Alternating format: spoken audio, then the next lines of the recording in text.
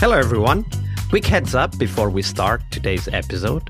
The Global Agile Summit is happening on May the 4th. Yes, May the 4th, and even with a big blowout Star Wars party, you have to join.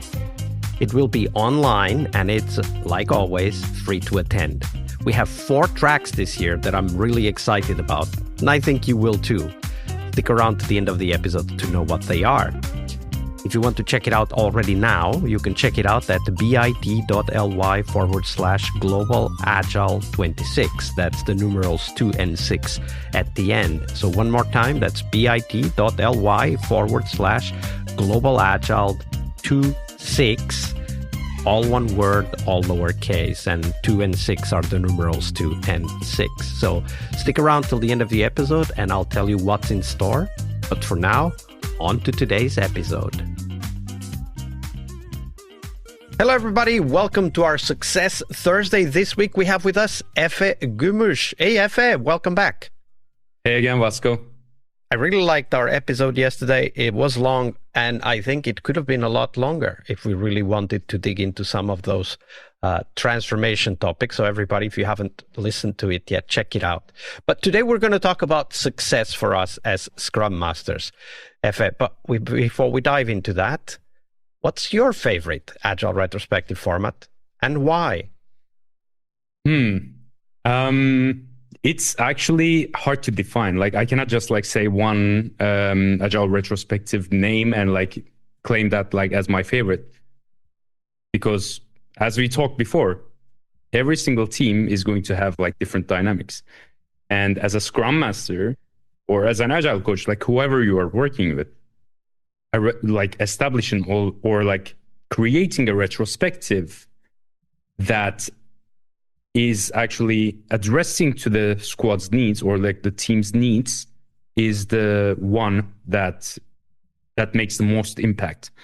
For me, I don't have a proper name, but most of the retrospectives are already created with that structure.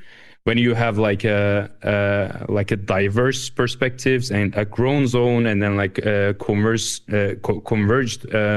thinking, and then action points. When you have that structure, that diamond in a facilitation, then it is going to be a good retrospective, because you are going to see people actually owning the actions. Yeah, absolutely. And that's the goal. Like we talked about yesterday, right? We can help set the direction, but ultimately it's the people doing the work that need to own the actions and the outcome, because otherwise they can't adapt, they can't learn, there's no value to the retrospective then. Yeah, exactly.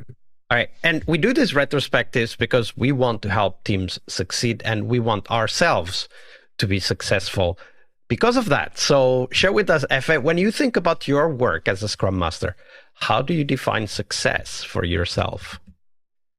Ooh, that's a really challenging question, actually, because as a Scrum Master, it's super hard to see where you are succeeding.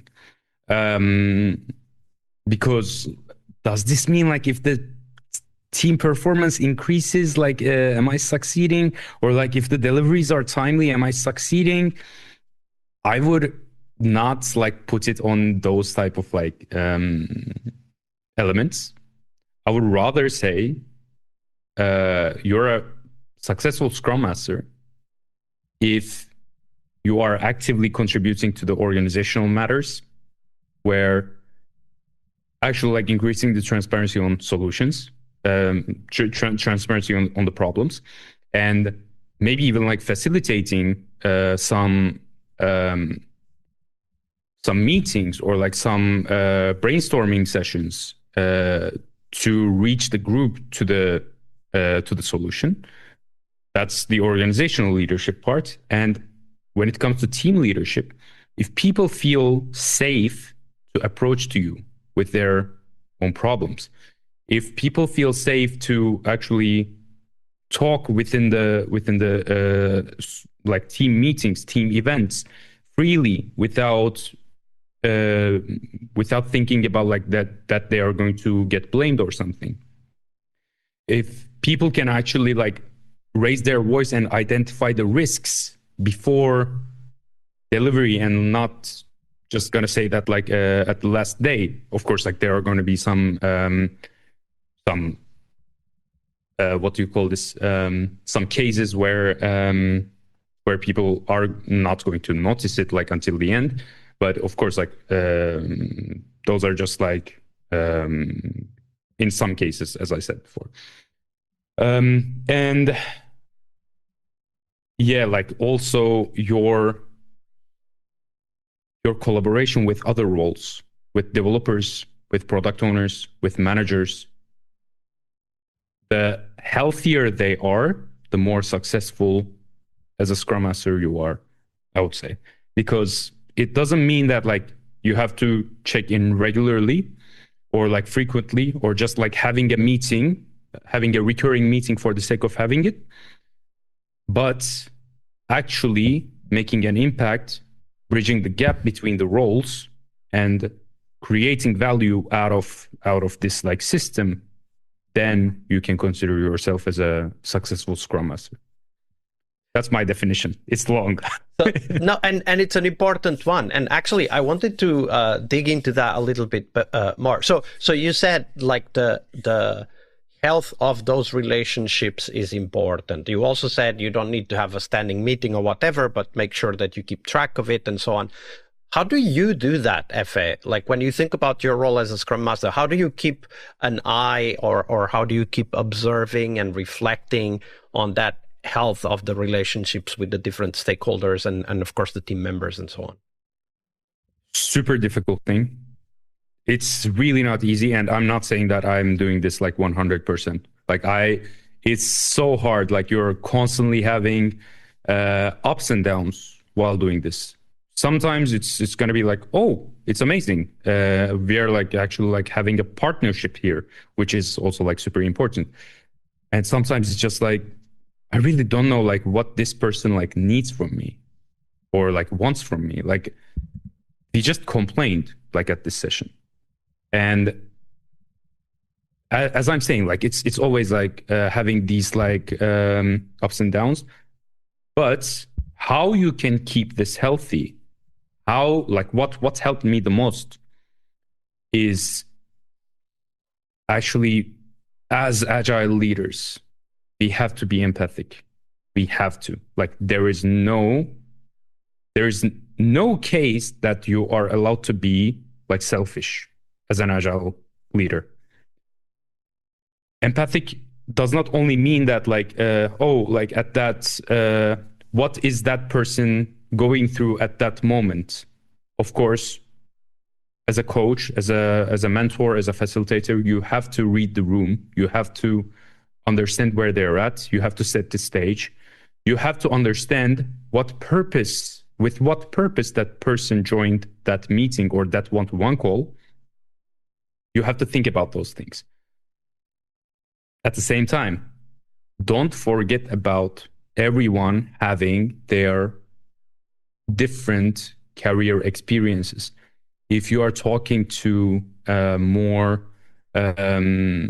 like older generation of a colleague, then what they had gone through is going to be like way harsher than you would ever imagine. I'm talking about this like especially to the young colleagues, like when like the ones that are like just jumping into the role. You have to be empathic about also like gender equality, for example, like when they were also like climbing that corporate ladder. You have to think about the coping mechanisms that they actually established within themselves, because that's what they worked for them. And these are going to be the things that are going to create resilience for you. And the health of this dynamic starts from understanding these two different states. Of course, you can always say, yeah, but like for me, like I also like went through this and that. Yes, but you are, let's say, you are shaped as a growth-minded agile leader already, and you are in this journey fixating on this. Like this is basically like your pathway, and it's about like communicating, speaking the common language, and you have to understand their perspective too, and you have to give them assurance. Okay, but like, look, if we change it this way, they're going to see outcomes or like impacts more visibly. And if you actually can translate every action into like an outcome focused progress, or like a piece of progress, then it is going to be easier for them to also accept this. So absolutely, that's basically and that's a lot of work right there, right? Yeah. And that's before we do the facilitation, the coaching, the communication, mediation, all of that. But it's a really important aspect. We need to engage with people as people. I really like that. Thank you for sharing that with Efe. Thanks a lot for listening, Vasco. Hi there, friends. Thanks for sticking around till the end of the episode. So let me tell you what's coming. On May 4th, we're running the Global Agile Summit. It will be online, and I want you there.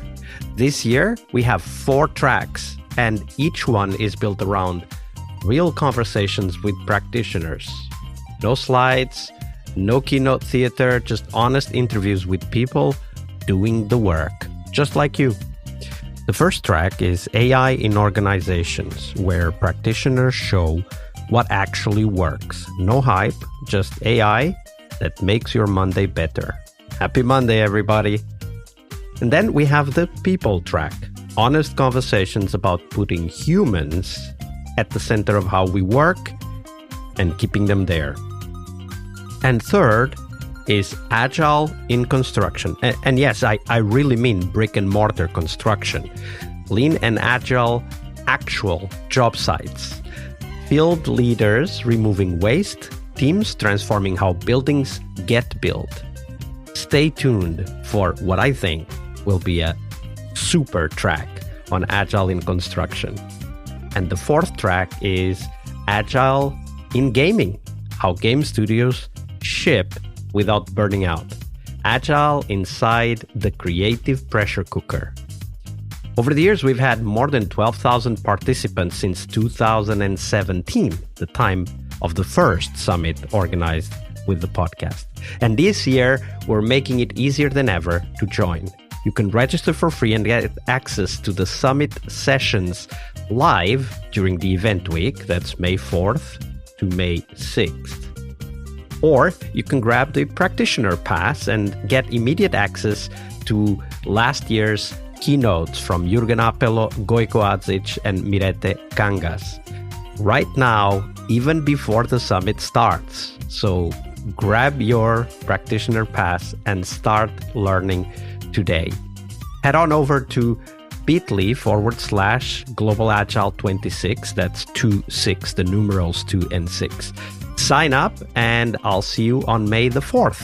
And one more time, here we go, bit.ly/Global Agile 26. All lowercase, all one word, and 26, that's the numeral 2 and the numeral 6. I'll see you on the conference floor.